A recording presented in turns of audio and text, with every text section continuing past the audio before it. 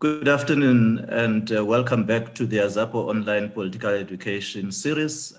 Today I am playing host to Comrade Cde Gaontebale Nodoba. We will be doing some reflections on the transformation of higher education in the era of democracy. Comrade Nodoba needs no introduction to the platform of the Black Consciousness Movement. He is an erstwhile leader of this movement, having occupied a number of portfolios. Some of the previous positions he held is that of head of Education Secretariat, as I think the latest one being that of the Publicity and Information Secretary of AZAPO. Besides his activist portfolios that he has occupied, he is an education activist and a lecturer at the University of Cape Town. And, he has spent a lot of his life and times within the education sector, having taught at the University of Venda as well as the University of Stellenbosch. Welcome, Comrade Nodoba. It is great to have you on this platform. Thank you, Comrade Simpiwe, and let me also greet the viewers on social media. And thank you for AZAPO for this honor. Thank you. Comrade Nodoba and I have been on the journey, as student activists and, activists in the higher education sector for a very long time. And he has seen it all, so to speak, during this era of democracy. And we have seen a lot of debate, preceding the signing into law of the South African Constitution around issues of transformation of higher education. And in the march of time, we have also, seen a lot being spoken about in terms of, the decolonization of the higher education sector. We have seen the emergence of the fallists lately, and all of them are crying out loud for issues around decoloniality. So I am sure Comrade Nodoba will give us a journey of the history of transformation of higher education in this country during the last 26 to 30 years. And after his interaction or sharing of thoughts, we will then engage with his views and opinions around what has been happening in the education sector over the last 30 years. Comrade Nodoba, I think this is the time for you to engage, our South Africans. Thank you, Comrade Ashe. I just want to check, are you able to see I can see your screen, I can see you. Thank you. Thank you, Comrade Ashe. Thank you once again to the Azanian People's Organization, to this online political education. As Comrade Ashe has indicated, I'm a member of AZAPO, but I'm also having links working on an organization called the Black Power Front, and I also am an academic at the University of Cape Town. I've been asked to give some reflections on transformation of higher education, particularly in this era of democracy. Now, in this particular presentation, I will look at the higher education context in the democratic space. I will look at the legislation that governs higher education and transformation. I will look at institutional statutes, just talk briefly about them. I will look at governance as well, reflect on the governance. I will also look at what is called transformation, but the question is it transformation or is it reform in higher education? We'll share some ideas there. I will also look at what I call an emergence of consciousness in higher education by zooming into the hashtag RMF, Shakeville TRC, and fees must fall. What that means, I will look at what are the effects of democracy. And I'll be borrowing largely from our African languages, concept in isiXhosa known as incilikithi or isiyezi and sedidi in Setswana. I will look at that syndrome, which I call the effects of democracy. I will now then ask the question, where to higher education, by having looked at all these issues. So these are the kinds of issues that I will try to look at in this presentation. Let me start off by talking about the context in democratic RSA, which is the context of higher education. Comrade Ashe is correct. Me and him and many other comrades, we have been in this organization of the Black Consciousness Movement through the formative years of AZASM, through into AZASCO, went into AZAYO and came into AZAPO. But with the advent of democracy after 1994, after the constitution in 1996, which was adopted, came the legislative framework that was designed. And in December 1997, the Higher Education Act 101 was promulgated. And this was the act of parliament that is meant to regulate higher education in this country. Now, by regulating higher education, it means then, therefore, remember prior to 1994, the result of the negotiated settlement through the Constitution of 1996, certain agreements have been reached in terms of how society, as envisaged in the Constitution. By the way, let me come up with a disclaimer that despite the fact that this Constitution is so lauded as the most progressive Constitution in the world, I've got serious reservations about this Constitution. I believe that this Constitution sells to us a mirage and is nothing else but a document that is full of reforms. And I will come and share with you as I zero into this particular legislation called the Higher Education Act. Now, we will also look at then what it means, this act, what does it mean to public and private institutions? They are supposed to comply to this particular, the prescripts of this particular act of parliament. Now, what this act does, Comrade Hashe and then viewers and then members of AZAPO and then the general public and comrades who are activists in academia, what this act does, it basically speaks to the existence or speaks to the necessity of crafting of what we call institutional statutes and institutional rules. Now, the institutional statutes are meant basically to provide governance, to try and streamline governance and indicate as to how how universities or how institutions of higher learning should actually operate. But what it also does, this HEA, it also gives powers to what we call the councils of institutions. Now, the councils are actually the overarching supreme bodies of governance in universities in this particular country in particular. Now, I'll come and talk about that later on. Now, let me talk more about these institutional statutes. Now, each and every university is supposed to have its own statutes. Now, the statutes will basically be outlining how this particular university will operate in terms of how its governance structures are composed, the composition of council, the composition of senate. It will also talk to issues like how do you go about selecting deans in faculties, deputy deans, HODs, etc., etc. Now, that's basically what the institutional statutes does, but also what it has, what it also gives, what it empowers, this act. It also empowers universities to be able to come up with what we call institutional rules, to be able to effect governance in these particular institutions for them to be able to run properly.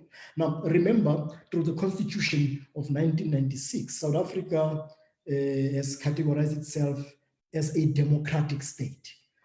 another concept that I've got problems with, but we will come and then talk about it when I reflect. Now, I would want to pause a little bit here and say, now that this particular act, the Higher Education Act, gives powers to university councils, it gives powers to them to make institutional rules in order to give effect to the rules that are there. The question that I have as I reflect on what I'll come and talk about later is how often at these universities, how often are these institutional rules and these institutional statutes questioned? In other words, Comrade Ashe, what I'm posing here as a problematic question, what I'm trying to problematize here is, are these statutes taken as holy writ, or is there a platform? Let us say, ever since the advent of democracy, so-called democracy, since 1994, 1996, up until to date, how many of these institutional statutes have been open to review?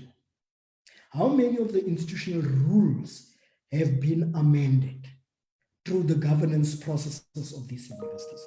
Or is it still a business as usual? Secondly, what the Act does, it empowers the minister to be able to come up with what we can call a standard institutional statutes. Now, there will be new universities that might not have crafted their statutes as yet. So what the Act does, it empowers the Minister of Higher Education to be able to come up with a standard institutional statute. Now, we would know that currently we just not so long ago, we had 2 universities that have come up as part of this new dispensation of democracy, called the University, Salt Lake University in the Northern Cape, and also the University of Mpumalanga. So when they started, they would not have had a statute. Now, what I want comrades and friends and colleagues to come and explore with me is, maybe we need to look at this with a careful eye, that there is a university that I understand is coming up, an Afrikaans / whites only university is being built somewhere in Gauteng. Now, I will want us to look at it keenly when we zoom into this transformation in higher education, whether it will have its own statutes when it starts already, or will it use the standardized institutional statute. I'm just throwing this at you. And then I've talked about the composition of councils. As I come and talk and give my reflections on transformation and whether it's transformation or is reform, I want to pose the question. It might be a rhetorical question, but is this composition of these councils, the institutional statutes will say how they must be composed, how Senate must be composed, how deans must be elected and selected, even how vice chancellors and deputy vice chancellors should be elected. The question that I'm posing is, have we seen, since the advent of democracy up until now, have we seen any of these being challenged? Have we seen any university where, for instance, the composition of council has been challenged, where we have seen the composition of Senate being challenged, where we've seen the selection of a vice chancellor, the processes that are involved being challenged? Have we seen that happen? And other governance structures. Now, let me pause here and say, for instance, in universities, if you don't, for instance, find joy in terms of your grievances as a structure, as an employee, as a student, and you explore all internal processes before you go to council, is there any body, a body or an entity that you can go to? For instance, I know where I work at UCT, we've got an entity called the Ombudsman. Now, it's supposed to be independent. Now, how independent is the Ombudsman? It's supposed to report to the chair of council, but I'm saying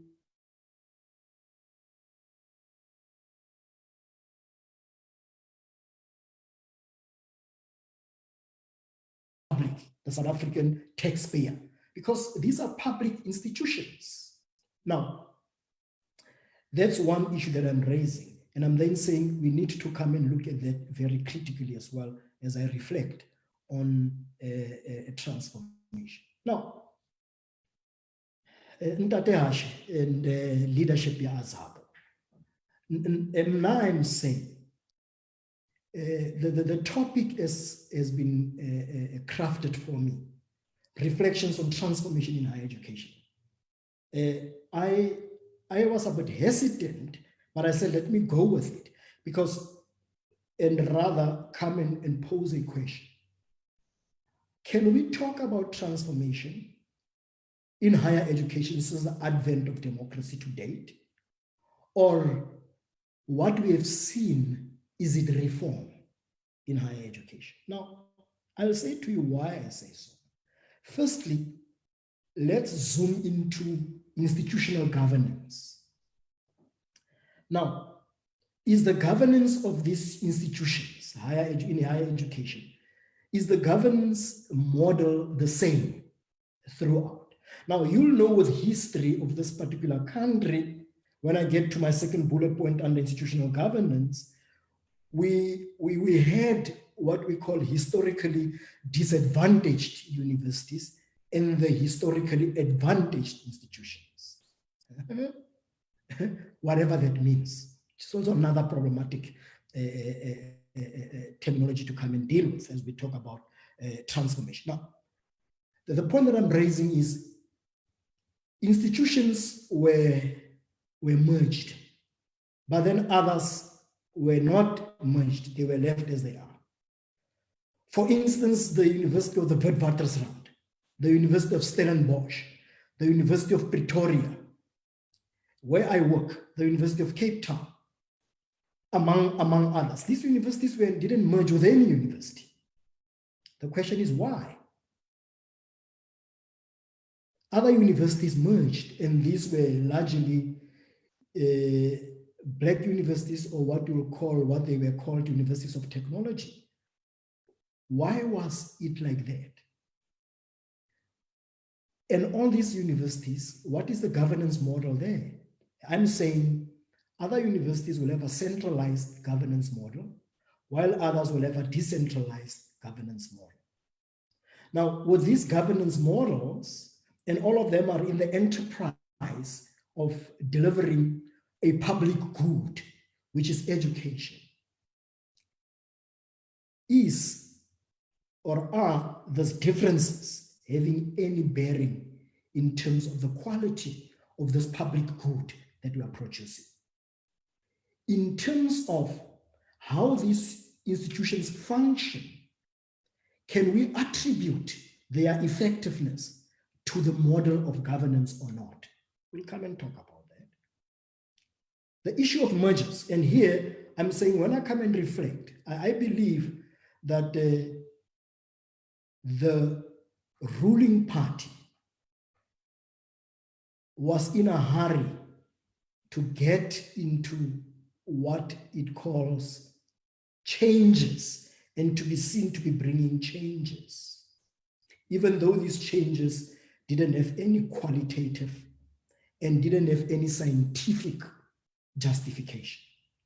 I am arguing that the purpose of institutional mergers was more out of political expediency than it would have been for improving and making sure that these institutions that are merged are meant to deliver a qualitatively superior public good, which is the public education of the citizens of this country. So we will hear when we engage. So I'm saying it's political expediency because there was no scientific evidence and proof.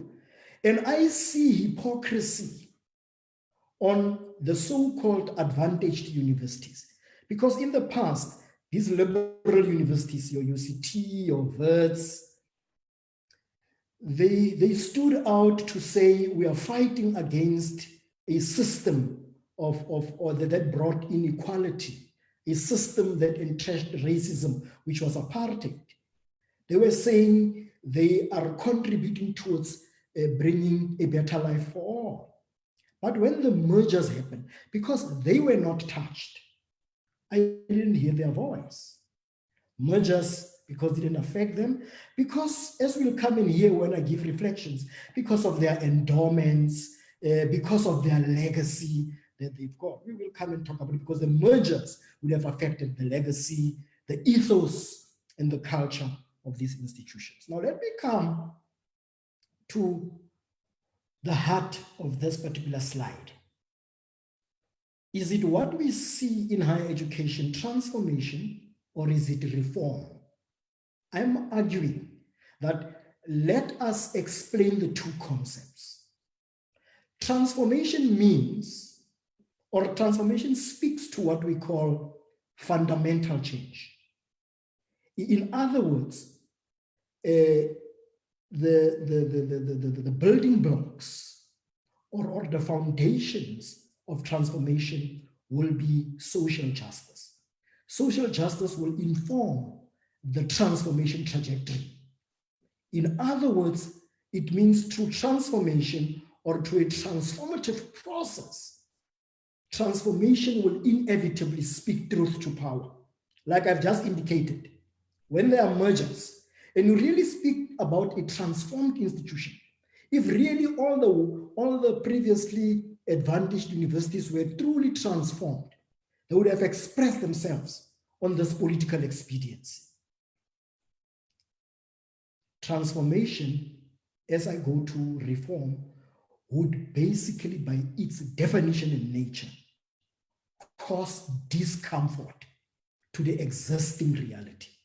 So you cannot speak transformation, comrades, friends, and Ntate, you cannot speak transformation if you are not going to create discomfort.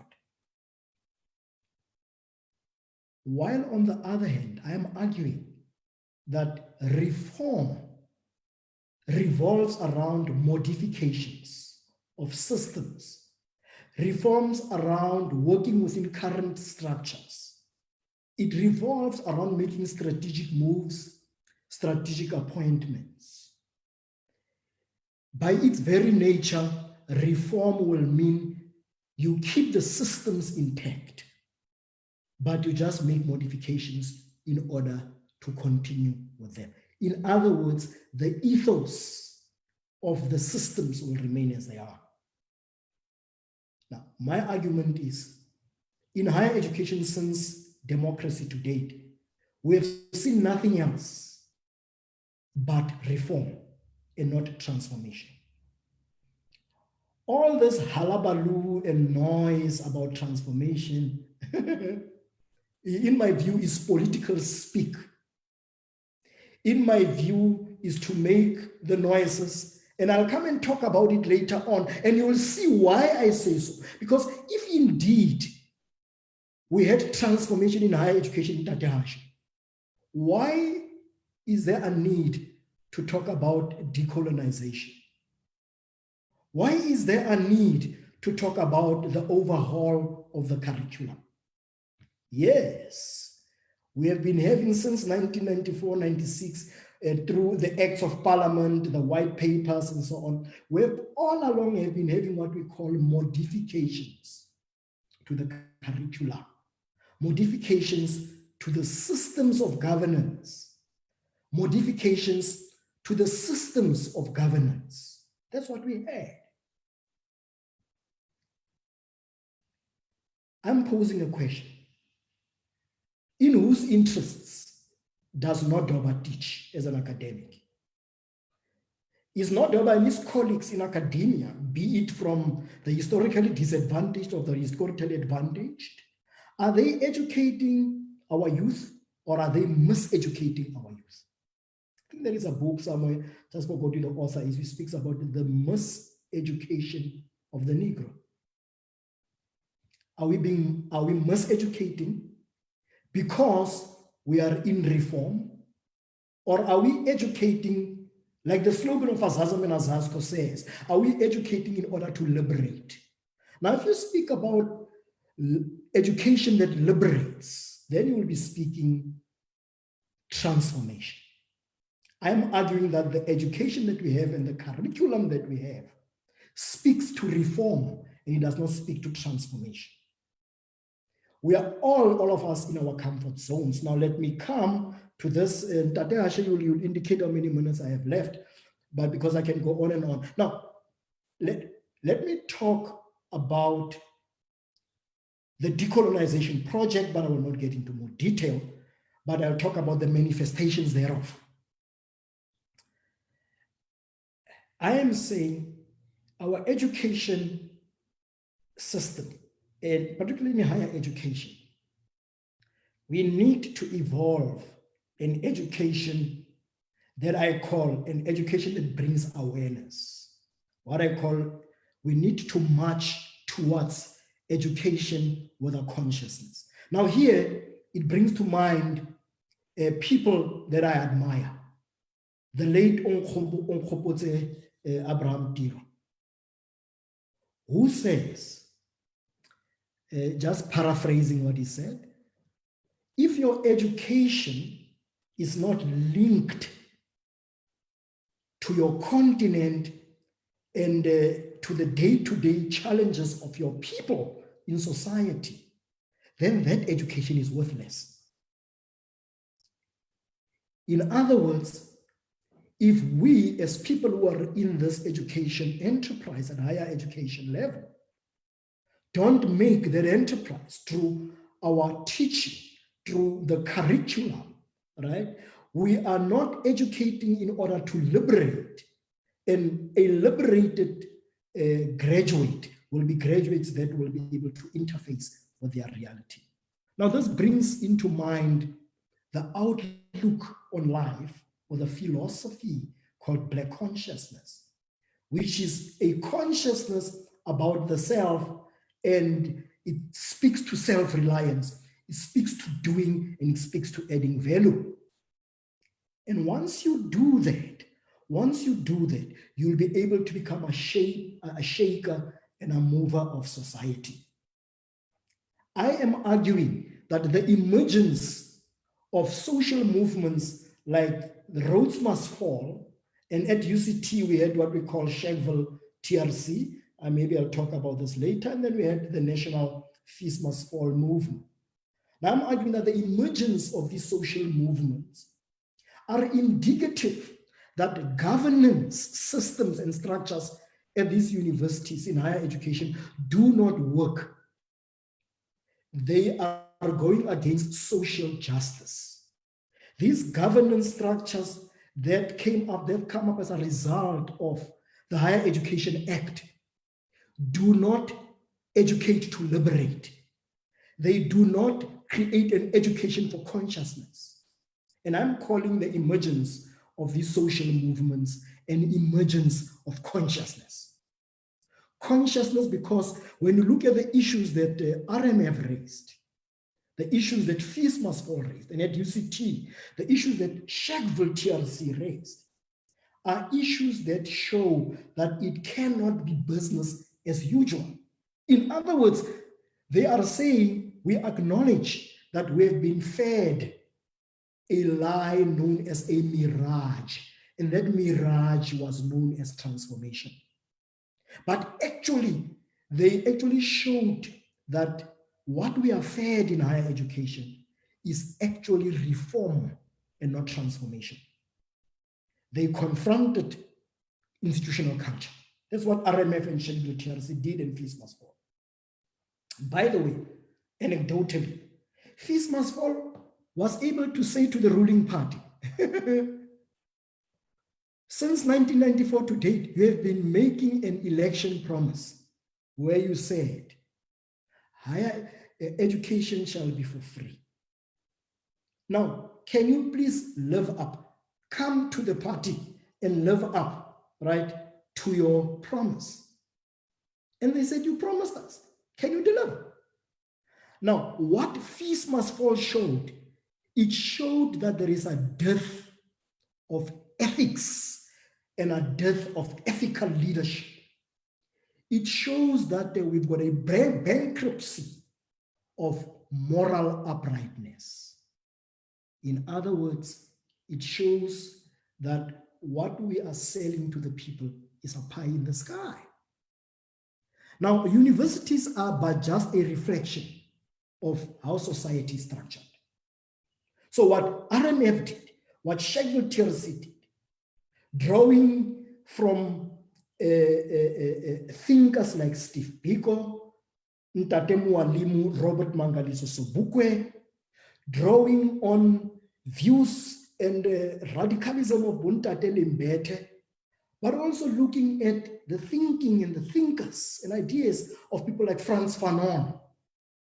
They felt that they must confront the institutional culture because they understood that where they are placed in these institutions are a microcosm of society. Therefore, what they did as social movement, they shook the foundations of these institutions.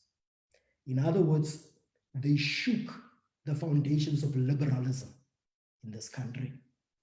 They shook the foundations of the lie that we've been fed. They exposed that what is punted as transformation is actually reform. They showed us that what we are fed is a mirage, and that mirage is the so-called transformation. What they did, they brought to the fore the narrative. They actually foregrounded the narrative of social justice. So that's what these social movements have done. Now, I want us to note here that you've got SRCs at these institutions. The SRCs were marginalized because they were part of the reform. Through the systems, through the structures of governance in these institutions, they could not shake the foundations. Now, these students know that in every epoch, a particular generation will determine its own course and its own trajectory of how it goes and determine its own future. Now, what they did, let me take an example. For instance, universities like Wits, Stellenbosch, UCT, Pretoria, they tried to corporatize public institutions. What they did, they said the core business of these institutions is teaching and learning. So therefore, all other components are but just supportive. So what they did, they outsourced services like cleaning, services like gardening, and so on. So what the social movement does when they emerged, that's why I call it an emergence of consciousness, drawing from Nkgopotse-Tiro. If your education is not able to embetter the lives of your people, then it's worthless. So they were able, using some of the things that they get taught, little as it might be, they were able to expose in the debate of outsourcing and insourcing. Today we speak about insourced workers because of the emergence of consciousness embodied in #RMF, #ShedTLC, and #FeelSpaceMustFall. Now, I want us, comrades and colleagues and friends, and my colleagues in academia, to say it as it is. Universities now want to be seen as being progressive, particularly the leaders, the councils, the management, executive management, and so on. That is because of them being understanding and responsive that they were able now to insource. They were forced by the emergence of consciousness. They could not stop the tsunami of consciousness embodied in these particular social movements. They had no choice but to succumb to that. If there was transformation, for instance, where I work, and I know at other universities as well, we've got unions where academics belong to. Now the question is, why would you still have what we call a Black Academic Caucus, the BAC? Why would we have a Black Academic Caucus at a university that is transformed, at a university that has got a union representation? Why would we have a Black Academic Caucus? It's because what we have at these universities is reform and not transformation. It's because the problems that we have at all these universities, The problems are systemic. Now, up until you overhaul the systems, you actually put the whole system upside down, will you no longer have the need for caucuses like the Black Academic Caucus? Why don't you have a white academic caucus at these institutions? It's because the ethos and the culture is white. Look at the composition of senates, the composition of council. By the way, out of interest, and we can debate this as we discuss, who are the people that usually become the chairpersons of the councils of all these universities?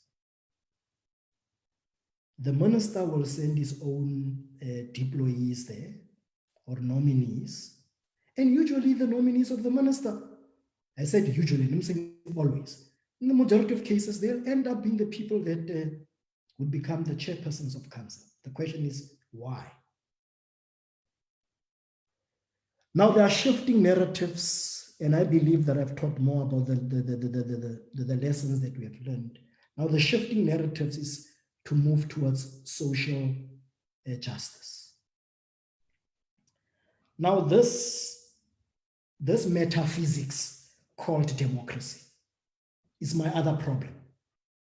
Remember, I said universities are a microcosm of society. They reflect what happens in society, which means even the governance systems in these institutions, what we teach, the curricula, and so on. For instance, how you get promoted, etc., right? You cannot upset the system. Otherwise, forget about progressing. No, I'm saying this metaphysics known as democracy. Its effects are what we call incilikithi or isiyezi ngesiXhosa. KaSetswana ke sedidi. Now, this democracy, this metaphysical democracy, has brought the incilikithi and sedidi isiyezi syndrome into us in academia, into us in society. We are lost in the liberal ideology of neo-colonialism and neoliberalism. In academia, what is premised is basically the norm being whiteness. And whenever you want to challenge it, because of this incilikithi, if you challenge it, then you get a phenomenon known as white fragility, where there'll always be defense to say, no, but I'm not a racist because I've got white friends. I'm not a racist because we have elected a black vice chancellor. Or no, we are not racist at this university because we've got a black chairperson of council. Now, that is incilikithi. We are dazed. Sedidi, because we are fed this lie. Whenever you challenge these things, for instance, the race university residence issue, other people don't see it as a problem. It had to take an uproar. Students, even in the era of democracy, were able to do that. In a democracy, incilikithi. At UCT, we had what we call the IRTC report. And in that IRTC report, it says, no academic or member of staff who came there did not say the institution is not racist. Right? But at least let us credit UCT and the social movements. They were able to say, let us look at ourselves and put everything on the table. But the question is, if indeed these institutions are transformed, what has happened to that report? What has happened to the recommendations of the report? By the way, I came before that report and I made a prophecy, and I said, commissioners, I'm putting it to you as a prophecy, that there is this halabaloo and excitement of us having a black vice chancellor, a black chairperson of council. I'm saying to you, come 5 years down the line, our problems will still be the same or worse, because our problems at such institutions is not the personalities. is not occupying positions, but the problems are systemic. Up until we are able to overhaul the systems and change them, we will never solve the problems. At Black historically universities, which I once taught at a Black university, University of Venda, I went to Stellenbosch Military Academy, I came to UCT. So I can lay claim that I have moved through 3 universities with different cultures in terms of the history of our country. And I have seen Black entitlement at Black universities, as much as I see neoliberalism and white privilege and racism at white institutions.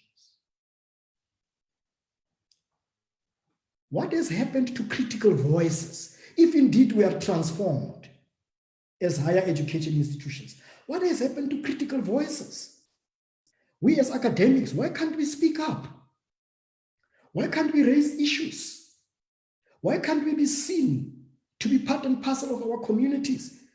Why can't we use our education to be able to solve real human problems? Why are we not in the forefront of the research on COVID-19? We should be leading. Is it because we want to protect our careers? Is it because we don't want to rock the boat? I'm arguing that since democracy, we have been tamed, and we don't have a critical voice because of incilikithi. And incilikithi comes as a result of this metaphysics called democracy, a concept that we don't understand. We are told there is a democratic state. What does that mean? Does democracy speak to the material conditions of our people? There's a paralysis of activism, and this includes me as well. I am saying incilikithi, isiyezi, sedidi has impacted negatively on social consciousness. And for us to get out and wake up from incilikithi, we need to get back to academic activism.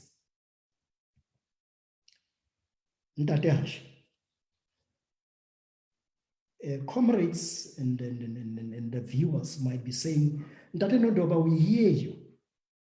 But now that we have raised all these issues, and that's how you reflect, and you are lamenting to some degree, where to from here? I leave you with questions.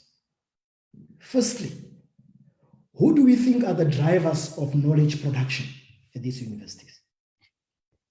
I spoke about in my previous slide about incilikithi. Now, who are the drivers of knowledge production? I am arguing that the political economy of knowledge production creates a desperate longing for opportunities in positions for attaining career objectives. Because of incilikithi, we are seeing people having access to resources. We are seeing people getting rich quickly.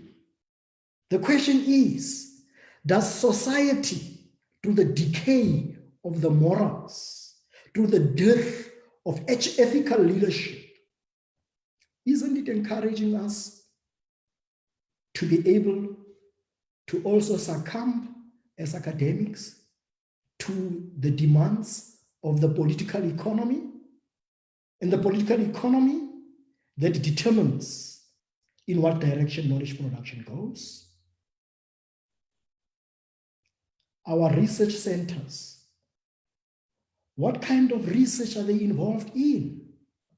Are we saying things that will make the governing party and the ruling elite to want to hear? Is it all about, in this incilikithi syndrome, it seems that everything is about academic success? But what about a transformed academy? I am arguing that we need to start centering social pedagogy. Now, when you speak about social pedagogy, social pedagogy breaks the barriers of neoliberalism. It breaks the barriers, and it awakens us from this incilikithi. Social pedagogy will make us to know that knowledge production should not be about the political economy, but it should be responsive to the needs of society. Cde Gaontebale Nodoba should speak truth to power. Comrade Hasha, what has happened to slogans like universities are intellectual homes of the left? What has happened to that? What has happened to critical voices? I conclude by saying, in this reflections, I try to juxtapose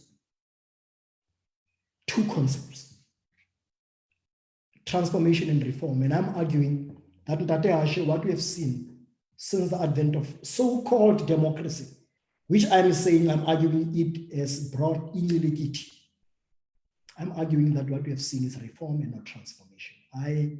I've looked at the significance of the emergence of social movements. They at least are anchored on consciousness. They represent what I call the emergence of consciousness. At least they gave us a glimmer of hope. But there is paralysis, and this incilikithi has now affected these social movements. These comrades who are in leadership have been isolated. Some of us deal with this on a daily basis to interact with them. Probably when we come, I've tried to share some anecdotes from where I work and so on. Black privilege, rather black entitlement, white privilege, racism, white fragility in academia. We have reflected on how or what a transformed academy should look like. And we are saying a transformed academy should be anchored on the principles of a social pedagogy. It should be able to make us as academics to take a role of being catalysts. Catalysts like those of us who will be in the natural sciences and the biological sciences will know that a catalyst is that particular chemical component that will either speed up or slow a chemical reaction without itself undergoing any structural change. Now we need to be able to do that as change agents, as active. In other words, I'm arguing that for us to have a transformed academy, we need to go back to activism in the academy. And it's only then, Tate Hashe, that we can talk about transformation. And I'm then saying what we have currently is reformed institutions, is reform in higher education and not transformation. And this is as a result of what is happening in broader society. And universities reflect what happens in society. And what happens in society is actually at a smaller scale reflected in universities. What we see even in the voters is the effects of incilikithi. Incilikithi, sedidi, is what makes our people not to be able to speak truth to power. Before we went on to this webinar, the papers are all over about the effects and the tragedy that incilikithi has brought to our people.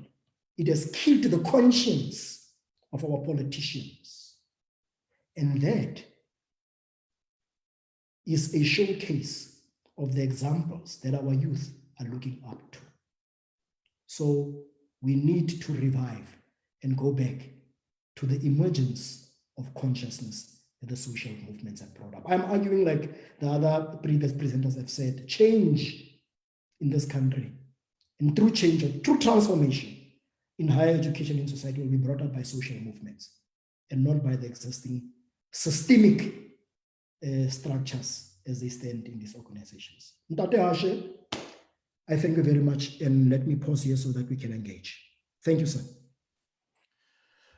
Thank you, Comrade Nodoba. That was and it has helped to give a perspective of your thoughts with regards to what you have observed as the progress or lack thereof of transformation of higher education in our country for the last 30 years. And, you gave us a lot to think about. And one of the issues that we are always confronted with is, whether we have seen any structural changes, in the higher education sector since the advent of democracy. And you seem to have a view that, we have not observed significant structural changes besides, some of the reforms that we have seen, where you find, university principals who are white changing to Black university principals. Other than that, significantly, there hasn't been much in terms of shift of the structure of higher education in our country. That's what I hear you saying. We have in the past been told of historically disadvantaged universities and historically advantaged or what they call historically white institutions. And it doesn't seem that that structural reality has changed much. And it then begs to question why we refer to those institutions as historically so when, the structural artifacts point to, the disadvantaged nature of those institutions that were disadvantaged in the past and the advantaged nature of, those institutions that were historically referred to as white institutions. And if you look at your university, for instance, it is, tagging itself as a preeminent African university. And we wonder whether it has made the strides towards, presenting a curriculum structure that speaks to Africa, that speaks to, the development of society. Because any education reform, any reform to higher education has to speak to the fundamentals of the development trajectory of the country and its economy. So there has to be a causal link between what the country desires its economy to transcend towards and what we teach in terms of knowledge output out of the universities.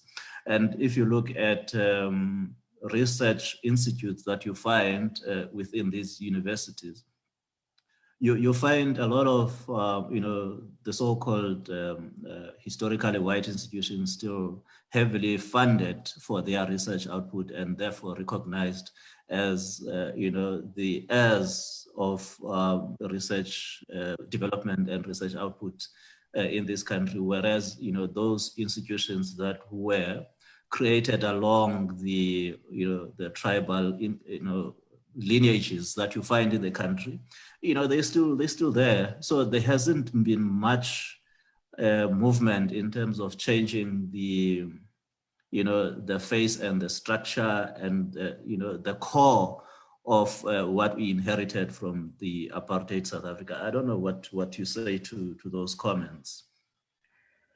Tatashi, I think you have captured it very well. And I think this particular terminology, that's why I said to you, I said earlier on, I've got problems with some of these concepts. For instance, this thing of historically disadvantaged and historically advantaged. I mean, those are the effects of this metaphysics called democracy. And that's the incilikithi that I'm talking about. And we are dazed and we are lost in terminology. I mean, why should we talk about an institution that is historically disadvantaged 26 years down the line? Why don't you advantage it so that you get out of that particular situation? So we become happy with the terms and the text. Now that's incilikithi, right? And I'm then saying we then need an emergence of consciousness to be able to bring the fore. Now, you are correct, Ntate Ashe. Let me just anecdotally share this.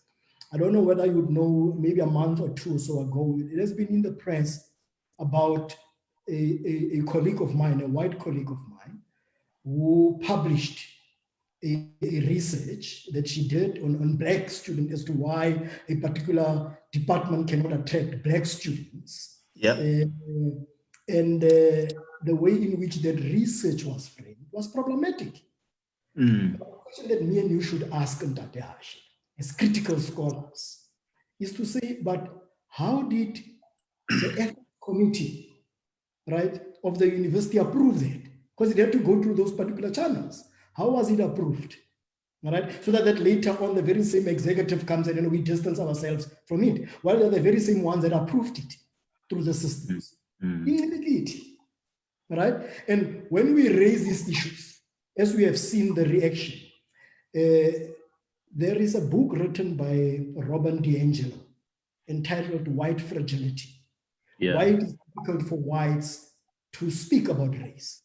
Now, what we saw when my colleague was reacting, and all those, including the DA, by the way, that came to a defense, they were classically demonstrating the manifestation of white fragility, where they would come with some defense that was not there, to then say, but we asked these questions and there was nothing sinister about these particular questions. And then when students spoke for themselves, said, no, but we were hoodwinked into doing this.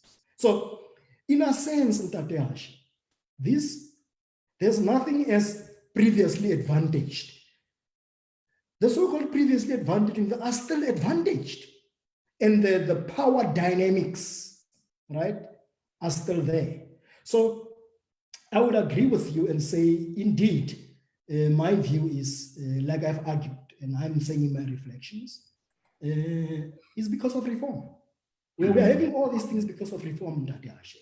If we are a truly transformed academy, now you cannot have a transformed academy in an untransformed society. All right? For instance, we produce knowledge, we teach, but the political economy does not lend itself to a transformed academy. In other words, Ntate Ashe, what people like myself need to do, we need to be prepared to pay the higher price. Look, I mean, Comrade Nodoba, you made a very interesting recommendation in terms of how we take this struggle forward of transforming higher education, and you gave us a view that you believe that transformation can be carried forward by social movements and instead of the traditional liberation movements. And my inclination towards social movements is that they are issue-based, uninformed by any ideological orientation. It is a question of the things that we used to fight about. We don't have access to higher education, and it is expensive to register for universities, and entrance is difficult, and then we would go and toy about university access, would go and toy about marking of our exam papers and so forth. And it is quite interesting that we would want to give that responsibility to people whose orientation is not informed by any ideological orientation, because as you know, any structural change that seeks to transform a society has to be grounded and has to be informed by a political intent. What is the political intent of a social movement wanting to transform society? And we speak of decolonization of education. To what end are we decolonizing it if it is not informed by a deep political and ideological content? So I find your argument difficult to sustain when you seem to put the heavy weight of transforming higher education on the shoulders of social movements. You see, Ntate Ashe, your analysis and your take is precisely where I've got a problem. the assumption is that, and there is this particular narrative that is being punted. The assumption is that the social movements that I particularly referred to are devoid of an ideological orientation. And for me, that is the problem. Now, it also shows you what is dominant in society. For instance, if we had taken the trouble to look at the founding documents of the RMF, for instance, the roads must fall. You look at their conceptualization and outlook, and you see on which ideological outlook they are premised on. I've spoken about Black consciousness, right? And if you listen to them, they are saying their outlook and orientation is consciousness. They would speak about Pan-Africanism. Now, what they have done, which I think probably people like me and you, coming from the ideological, political cocooning, right, would find it difficult, because they were able to marry, right, these so-called party political ideological differences, right? Students of the Pan-Africanist Congress tradition, the Congress movement, the Black consciousness movement, were able to marshal together. Now, I am saying, 26 years down the line, what has these so-called ideological movements provided? Right? These movements, student movements that have got ideology, what have they provided? What they have done actually, they have perpetuated this particular metaphysics called democracy, which has put us into a state of paralysis, which is incilikithi. So what they are actually doing, these party political organizations, they are perpetuating incilikithi. So that's where I've got a problem. Now, I'm saying, Ntate, we need to be fair. If you look at the Amajuba Land Crisis Committee, you look at Abahlali, Basem John Law and whatever, you look at all these social movements. I'm moving out of academia. You say they are issue-based, but our people have got issues, and they need their issues to be resolved. Right? Now, we are saying, Tate, to make the current political elite, and by extension, the academic elite, to realize that it is not business as usual. You need people that will actually bring discomfort. And I'm saying, Tate, the EFF Student Command, SASCO, PASMA, AZASCO, and DASO and whatever, they are not creating that synergy of bringing discomfort, but the social movements did. Rose has fallen. Not only has Rose fallen, what they were able to do, was to bring a consciousness within academy.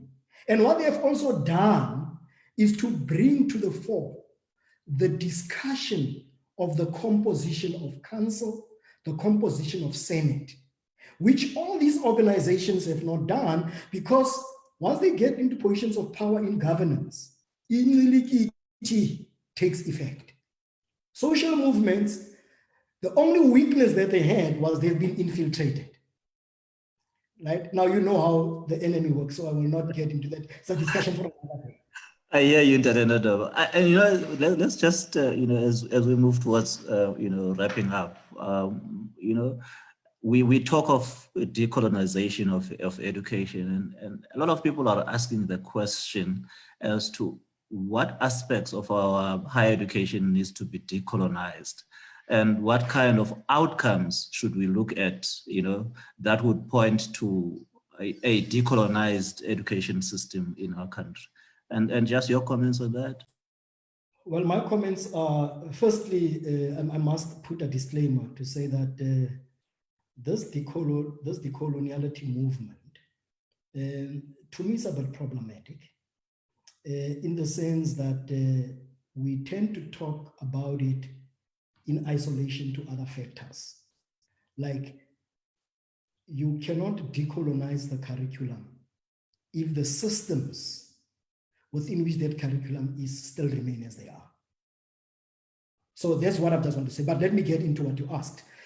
I think, Ntate Hashe, the basics and the foundation, which I agree with, of the decoloniality project. By the way, we should emphasize that it's a project, Ntate Hashe, all right, and not a movement, all right, because there's a difference. Now, the project aims to say, firstly, you need to be able to then say, once you structure your curriculum, what is it that your curriculum wants to achieve? That's first and foremost. To what does it speak? It will now then get into the content. What is the premise of your content? Now, the premise of the content of most of our courses is Eurocentric. We are saying, let it now be Afrocentric. Right? Now, when you say Afrocentric, there's also this other problematic concept called indigenous. Now, you see, when it comes to anything that is Black and African, we tend to use words and then we tend to use them with some mockery. Knowledge that predominantly comes from Europe is indigenous to Europe. Knowledge that emanates from Africa is indigenous from Africa. Now, I've got this problem of people want to come into, so we say, let us cast away the indigenous knowledge systems of the West as our foundations of knowledge production. Let us come with indigenous knowledge systems of Africa that will then be able to inform our outlook in terms of how we solve problems. Now, let me just quickly get into this anecdotal thing. There is this thing called COVID-19 and Corona. Indigenous African knowledge systems. Our comrades in Madagascar said, what do you call it in Xhosa? Umhlonyane or something, kilingana kastswana, right? Umhlonyane. No, we had that. And because of the basis of our medical education and curriculum, because it's Eurocentric in its outlook, we as people who know this, I mean, if you go to rural Eastern Cape, rural Limpopo, rural Northern Cape, and rural KwaZulu-Natal, our people, and by the way, Ntate Hashe, if I might just say this as a caveat, the predictions of the scientists have been proven wrong and no one wants to talk about it because Nodoba don't want to come up to the plate and step up to the plate to say the predictions that were made in terms of how a COVID-19 will ravage, particularly people in the rural areas and so on and whatever, the way in which it was put, it was as if we will die tomorrow. And that did not happen. But Madagascar said to the World Health Organization, this is what we know and happens, and we know it in South Africa, but because of incilikithi, we are quiet. We're not saying anything. Our political leaders, our medical practitioners and experts are not coming to the party to say this is what is happening, right? But also, Ntate Hashe, our universities were not activist enough to be able to foreground that indigenous knowledge system approach to how you deal with pandemics, how you deal with sickness. So I'm saying the decoloniality project says we need to critically relook at the foundations of knowledge production. And the basis upon knowledge production should be local and African, and then you radiate outward. So that would be, in a nutshell, my outlook on the project, not the movement, but the project. No, I hear you, Comrade Nodoba. I think we need to wrap up. But as we do, it would be interesting to hear your thoughts around, the type of people or the class of people that will take this transformation struggle forward. If you look at what they call the historically Black institutions or disadvantaged institutions, the majority of those students are on the NSFAS grant and effectively given access to higher education through the what you may call taxation of largely the middle class community. And it is the middle class community that seems to be funding, what you would call the poor people who attend to the historically Black universities. And it is beginning to be the middle class community that feels the brunt of carrying the education of students that attend to these universities. And we have seen through the Follis movement that the leadership of the fight in the higher education sector has been driven by the historically white institutions like your UCT, your Rhodes, your Wits University, and to an extent Pretoria University. We haven't seen much leadership coming out of the historically Black institutions. Could it be that you and I, who are paying the tax and who are feeling the brunt of in our contribution to the fiscus and the contribution that we make towards educating the children of the poor and our kids feeling it more? Could it be that that leadership is derived from the experiences of the kids that they see from us and from those people who belong to that Black middle class, as you may want to refer to it? And then you may just wrap up the conversation. Tate Asha, what are you doing to me?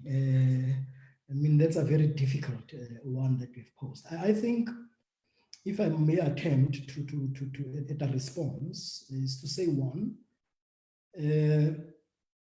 I don't think it's correct to say there's been no leadership from Black universities. I don't like this concept of historically disadvantaged.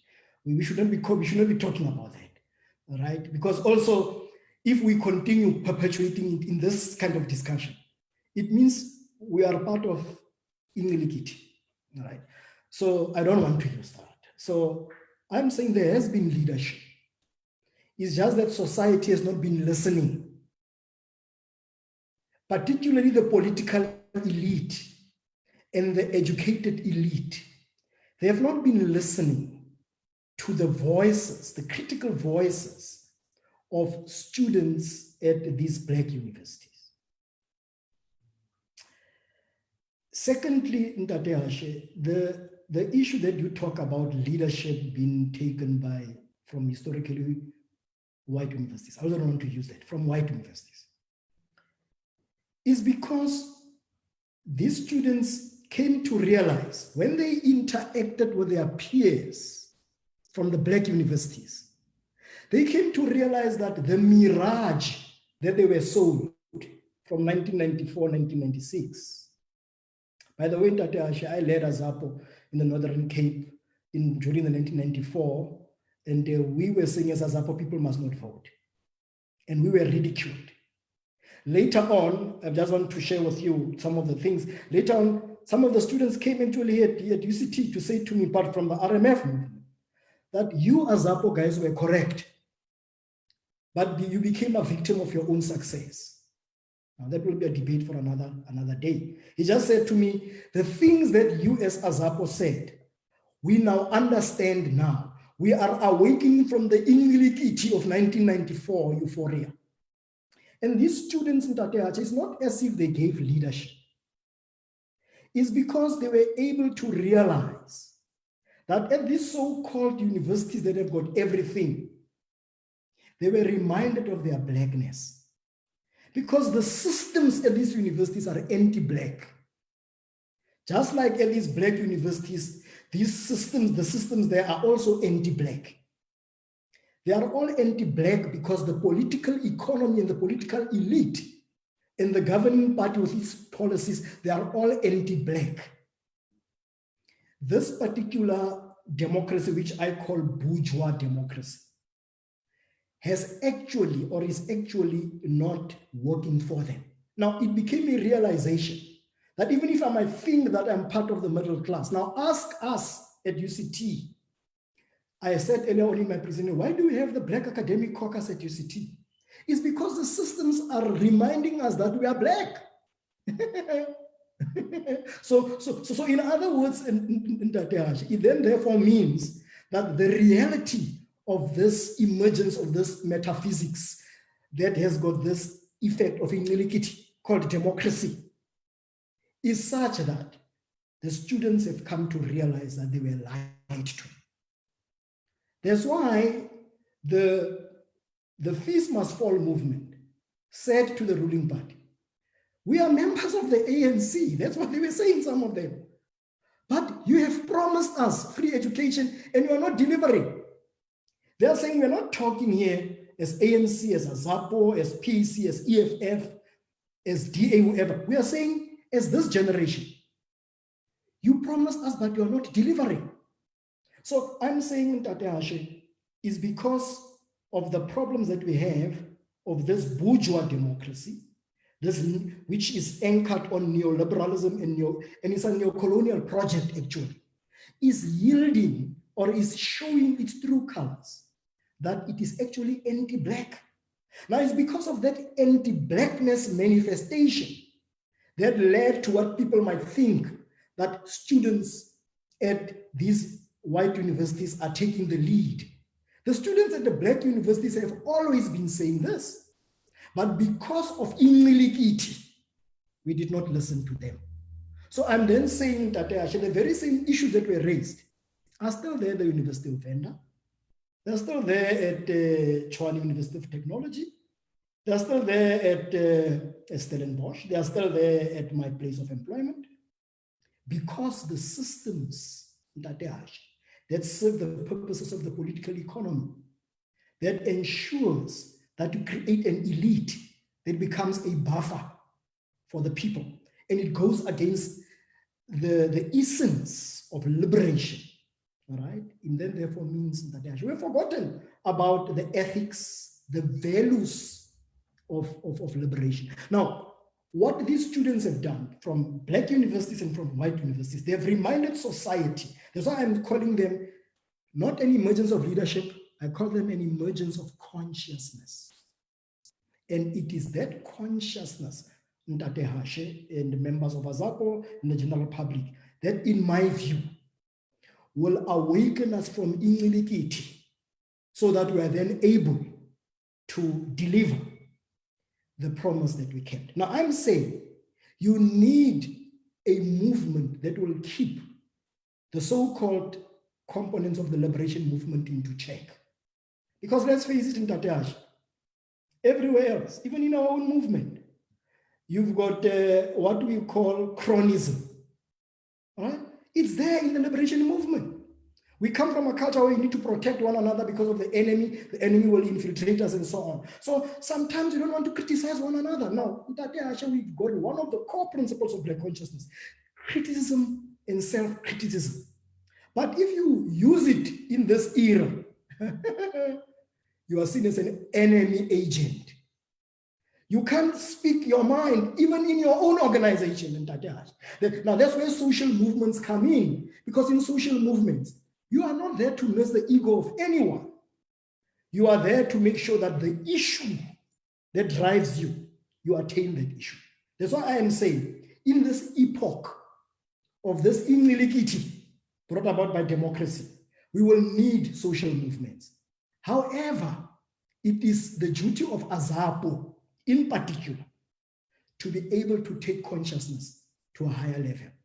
Already, AZAPO has got a fertile ground where consciousness is the dominant narrative and discourse. It's only for AZAPO. By the way, AZAPO is the only organization that gave political outlook and credence to the philosophy of Black consciousness. All these other people are saying other things, but I'm saying the long and short of it, is white universities did not give leadership. It's because of the realization that this system is anti-Black.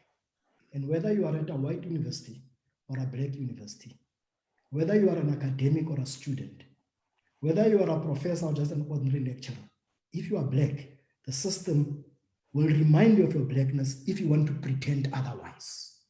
In other words, Ntate Ashe, non-whiteness, those of us who want to become non-white, the system will remind us of our blackness and it will do it, Ashe. Thank you, Cde Nodoba. It was really great to spend the afternoon with you, and I look forward to engaging with you in the future.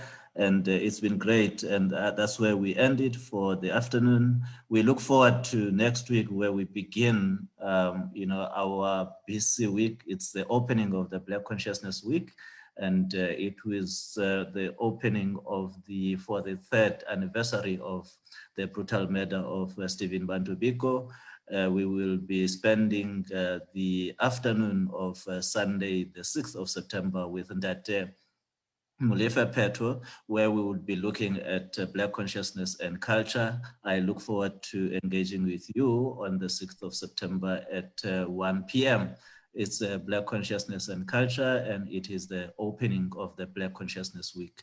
Thank you very much, and goodbye. Thank you, Ntate Ashe, and thank you to AZAPO and all the viewers. Goodbye from my side.